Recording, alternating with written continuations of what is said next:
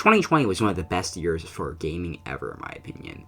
Sure, there are plenty of disappointments, but there are so many great games and returns of franchises. I could spend this entire segment talking about how Doom Eternal is a near-perfect evolution of the Doom formula, but instead I'd like to talk about something that is slower paced. Let's talk about Half-Life Alyx, what's my game of the year for 2020. Half-Life is such a fantastic franchise. There's not really a bad Half-Life game made by Valve in my opinion. All of the Valve Half-Life games do something that makes them special, which actually describes a lot of Valve's games. In the 2000s, there was so much Valve, and it looked like it would continue to the 2010s, but then Valve stopped releasing new games. Once HLVR was rumored to be a game years ago, I was in disbelief. No way Half-Life would return. I mean, Valve was pretty much gone. They were just going to get stuck doing smaller titles and working on Steam. No way they'd return, right? And then on November 18th, 2019, everything changed. Half-Life was back. From the moment this game got revealed, I was convinced and ready to get it. The problem was I didn't have a VR headset. I actually didn't have one until early January.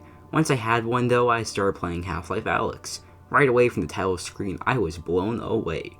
This was my first VR game, and actually standing there in the menu is an experience that felt way more impressive than I thought it would.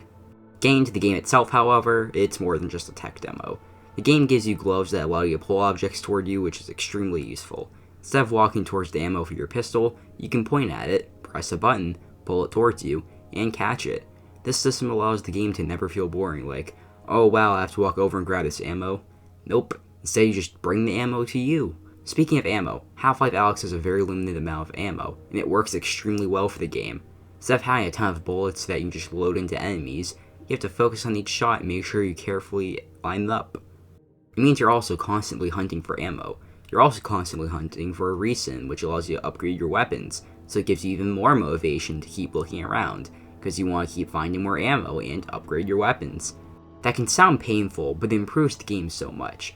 It gives you more incentive to explore each environment and see what you can find. It also leads to each encounter being more terrifying. Half-Life Alyx is not the most horrifying game out there, but in VR, the tense music and dark atmosphere can make for an unsettling vibe that works well. When you're playing on a flat screen, enemies aren't all around you. They may be in the game, but in reality, in the real world, the screen is in front of you. But in VR, it's all around you pretty much, or at least it feels like it is and creates an illusion of that. So, the game's able to have smaller groups of enemies, but have each encounter feel really tense. Combined with your limited ammo, it makes each encounter feel important. In a normal game, it would feel like just a regular moment that you would not end up remembering, but being in VR and really being in there makes each encounter feel memorable. Outside of the horror of encounters with the Combine are also intense. For example, in one of my encounters I was constantly peeking around the wall and then shooting, which just would not be possible outside VR, or at the very least it would not feel as intense as it does. Instead of actually leaning around and then angling my hand, it would just be me pressing buttons on a keyboard or moving my mouse. And I think that's the best way to summarize Half-Life Alyx actually. This isn't something that can be done outside VR. I know there are some complaints about how Valve betrayed people or something by doing it only in VR, but Half-Life Alyx needs VR to exist, as it does.